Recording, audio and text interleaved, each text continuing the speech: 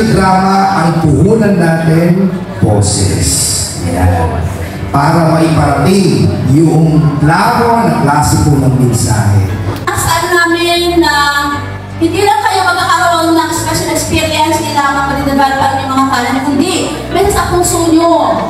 At sa puso nyo yung essence ng workshop na ito, at ibalik natin yung kultura ng pakikinig ng mga makikinig sa radyo, mga especially sa mga drama. And hopefully, sa Dagupan City National School, magmumula yung mga radio talents na itatampok sa IFM. Do you want to be a radio drama actor or DJ? Matuturuan man po kami.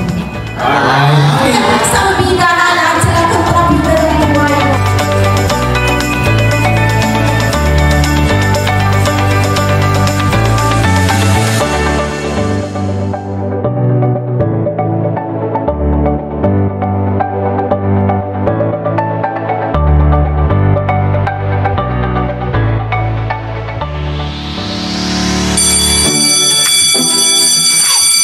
Sado, bawang at sibuyas na sa kawaling mainit.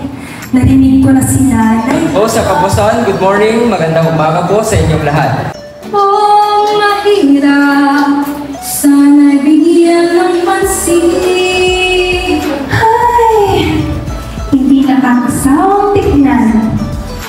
Oh, ikaw pala yan. Hay, nako! Ito na lang palagi. 6 p.m. ang uwian. Kapagod. Hindi ko po inaasahan ito.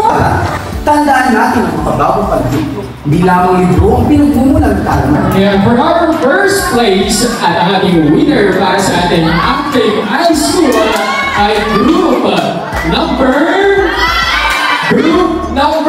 9.